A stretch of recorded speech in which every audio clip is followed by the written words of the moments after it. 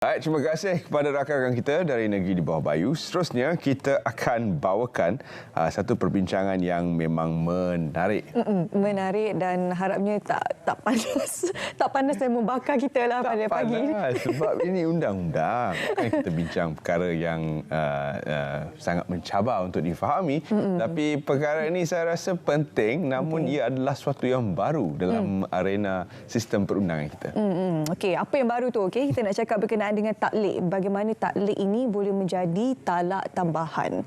Jadi kita nak bersama dengan seorang tetamu menerusi panggilan video pada pagi ini. Saya perkenalkan terlebih dahulu Tuan Haji Musa Awang, Presiden Peguam Syar'i Malaysia PGSM, untuk bersama kita hari ini untuk bercakap berkenaan dengan topik kita, taklik talak tambahan. Assalamualaikum Tuan Haji. Waalaikumsalam warahmatullahi wabarakatuh. Terima kasih kerana bersama kami. Sihat, alhamdulillah. Alhamdulillah. Tuan Haji, apakah definisi perundangan untuk taklik ini? Taklik ni kalau dalam undang-undang keluarga Islam kita, dia salah satu taklik yang memang wajib lah. Memang wajib dibuat oleh siapa yang bernikah tu, suami, oleh suami.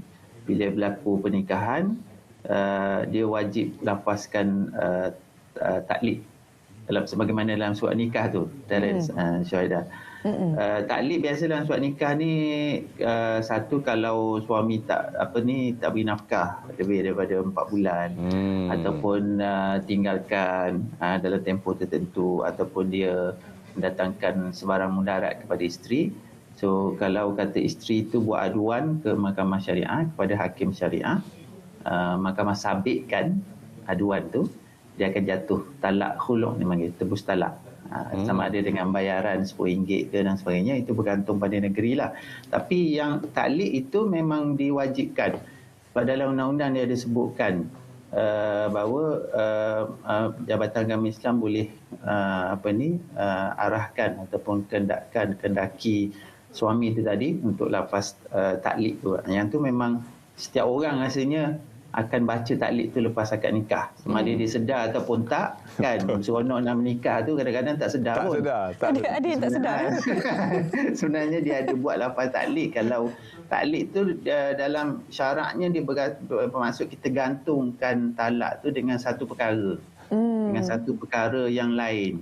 Maksudnya kalau dilakukan, suami lakukan perkara itu, ataupun siapa saja yang lakukan perkara yang digantung itu, maka talak tu berkemungkinan akan jatuh. So kalau talak yang dalam surat nikah tu yang 3 tadi itulah. Maksudnya kalau suami tak beri nafkah lebih daripada tempoh tertentu, ataupun dia tinggalkan isteri lebih daripada tempoh tertentu, ataupun dia pukul ke mendatangkan sebarang mudarat kepada isteri, so yang tu kalau disabitkan boleh menjatuhkan talak. Itulah yang maksud yang digantung tu tadi, yang digantung kepada syarat itu digantung kepada talak. Kalau berlaku syarat yang dikatakan yang digantung itu, maka talak tu boleh jadi jatuh. Tapi yang disebutkan tadi adalah yang wajib, yang memang ada dalam surat nikah, yang merupakan tanggungjawab suami sebenarnya. Tanggungjawab suami yang wajib dijalankan oleh seorang suami. Bolehkah ditambah kepada senarai taklik itu? Itu yang kita nak bincang ini, Terence. Maksudnya bila dia kadang-kadang yang tu memang kena bacalah yang 3 tadi tu, yang wajib lepas akad nikah tu. Tapi kadang-kadang suami ni dalam tempoh perkahwinan tu, sebulan, 2 bulan, 2-3 tahun kan, dalam tempoh-tempoh kata orang diberi dugaan tu 4-5 tahun misalnya, kadang-kadang berlaku pertengkaran, bergaduh, berkelahi. Suami ni dia buat taklik lain. Contoh dia kata, kalau kau balik rumah mak ayah kau jatuh talak. Itu yang dikatakan taklik tambahan. Tapi itu secara lisan ya? Secara lisan. Secara lisan, dia tujuan dia kadang-kala untuk menakut-nakutkan isteri lah. Betul. Ataupun mengancam isteri itu supaya jangan buat sesuatu yang dia tak suka. Saya pernah ada kes suami kata, tahun ni jangan balik raya rumah mak ayah ni, dekat nak raya ni, Terence. Kan? Tiba-tiba suami kata, tahun ni jangan balik raya rumah mak ayah kau. Kalau kau balik jatuh talak 3. Talak 3 dia bagi. So, kes betul ke ni Tuan Haji? Contoh ni. Wow. Ya, ada.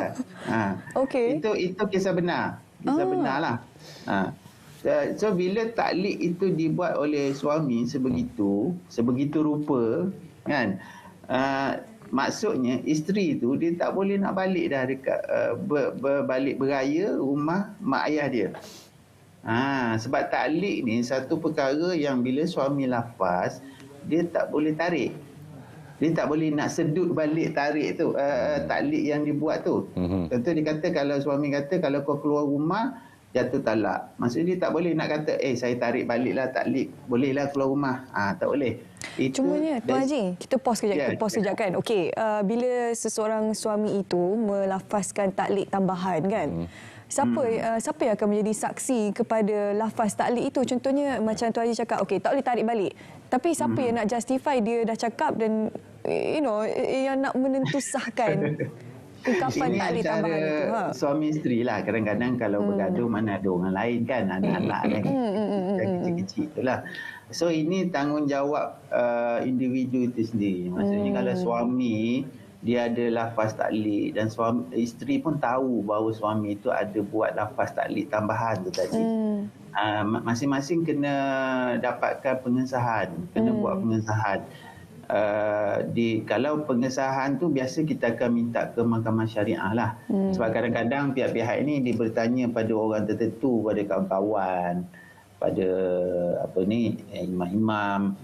Boleh, tak ada masalah nak bertanya, tetapi kadang-kadang jawapan yang mereka beri itu tak seperti apa yang berlaku sebenarnya. Maksudnya mungkin dia cerita tak habis kan.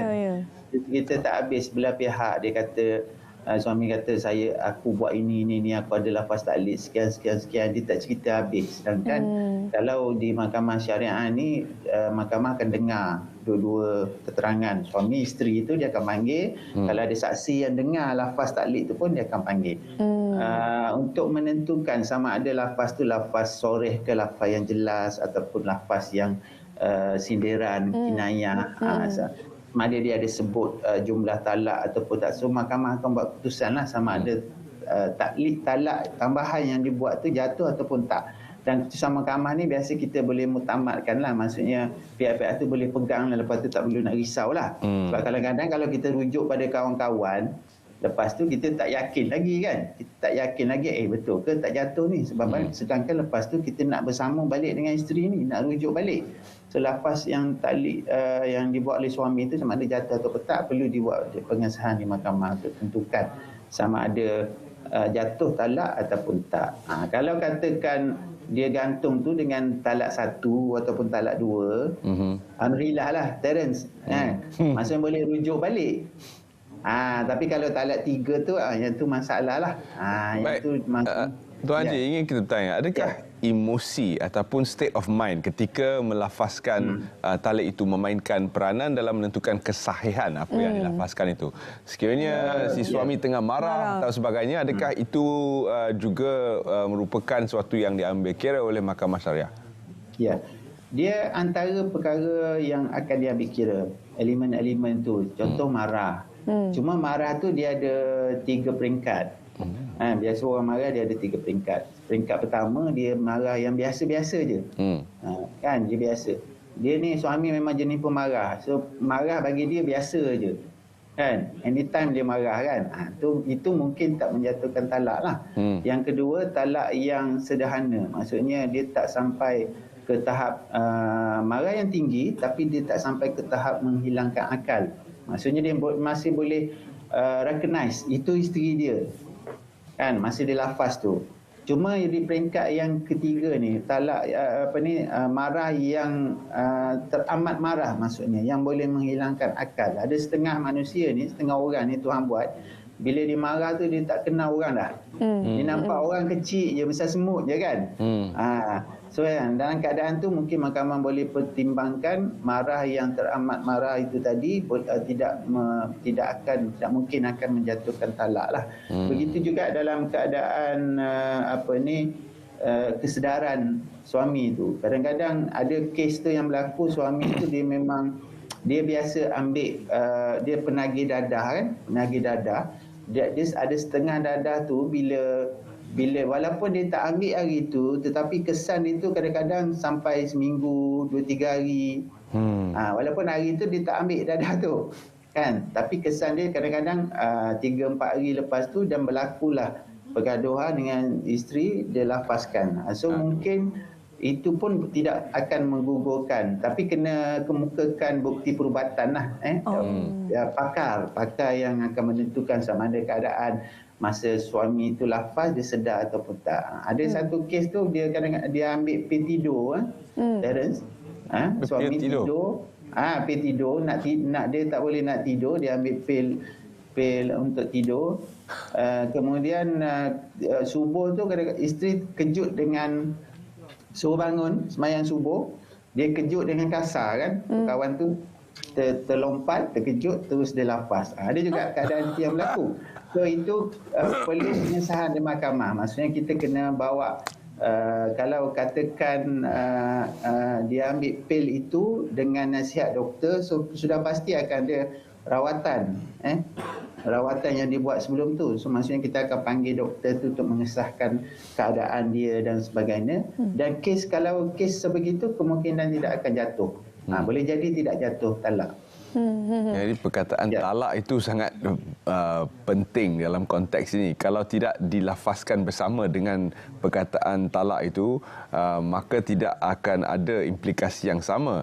Jadi kepada para suami, harap tahu dan faham maksud perkataan itu dan janganlah digunakan sewenang-wenangnya ataupun jangan guna sama sekali dalam perkahwinan, sama ada anda benar-benar maksudkannya ataupun tidak. Ini bukan suatu untuk dimain-mainkan.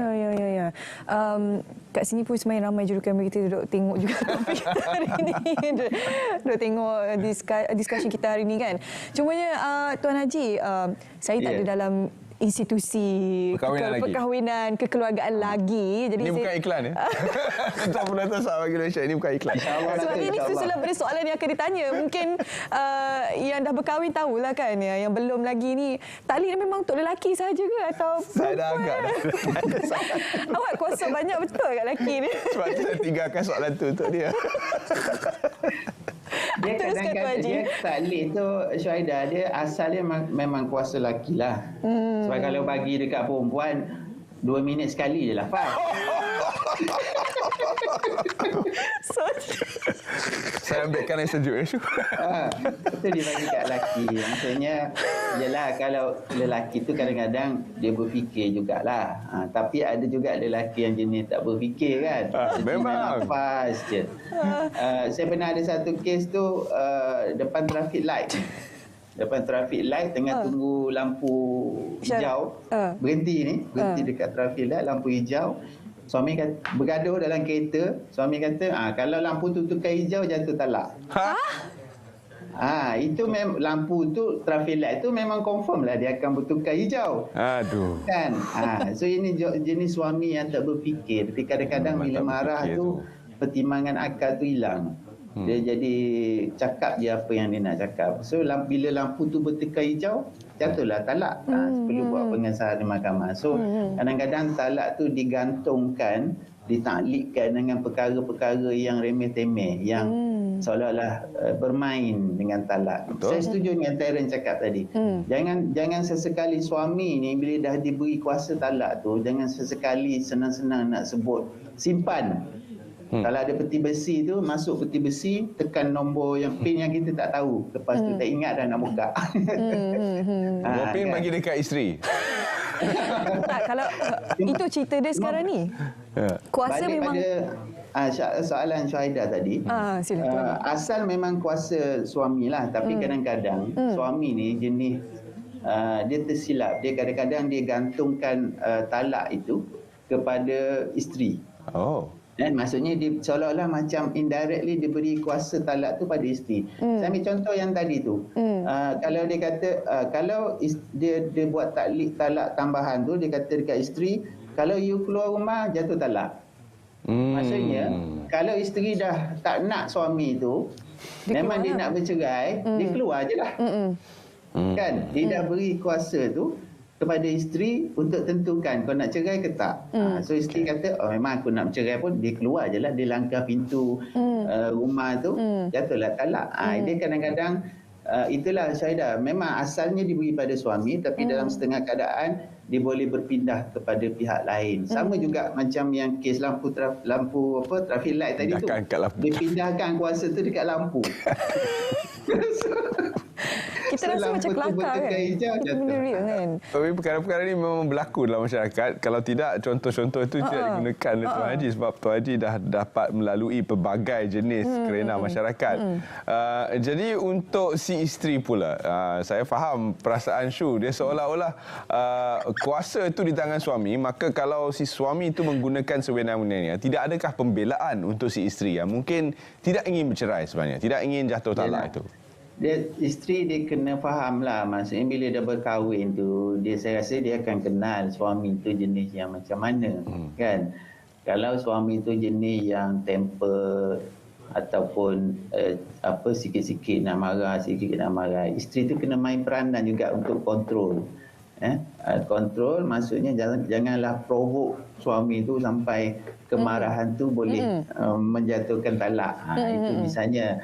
Dan mungkin sama-sama boleh pergilah mendengar macam program sebegini supaya kita tahu perkara ni bukan perkara yang boleh dimain-mainkan.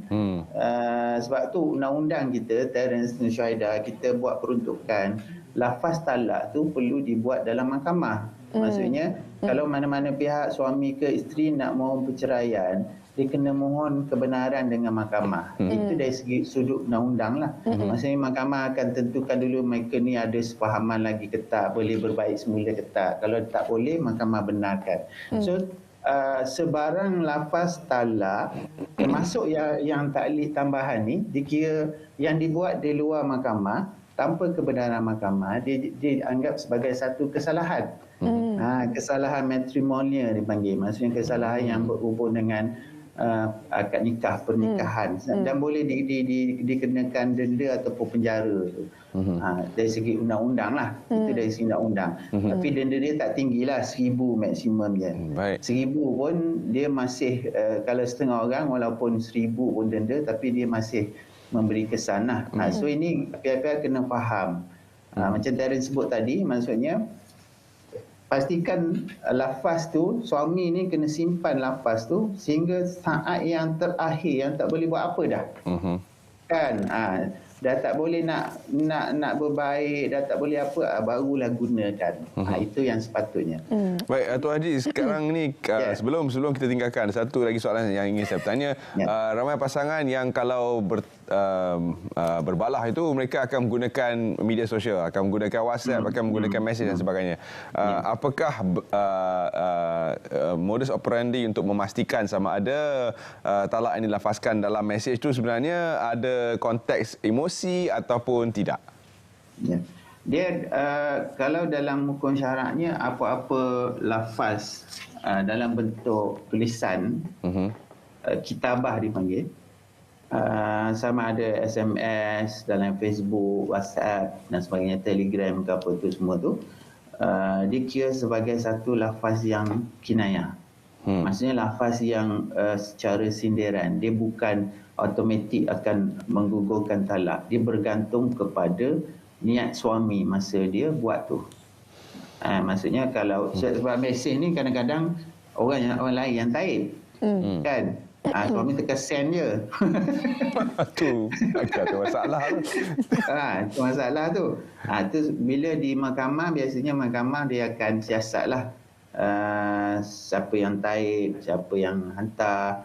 So adakah masa dihantar tu dia memang dengan niat untuk menceraikan isteri dia. Kalau memang betul itu niat daripada suami, so lafaz yang secara atas media sosial tu, atas talian tadi, boleh jadi jatuh talak. Tapi kalau tanpa niat ataupun berlakulah mungkin orang lain taib ke dan sebagainya, mungkin tak jatuh talak. Dan biasa dalam keadaan tu mahkamah akan minta suami untuk, kalau dia kata itu bukan niat dia, dia akan diminta untuk bersumpahlah bahawa itu bukan niat dia untuk menceraikan isteri.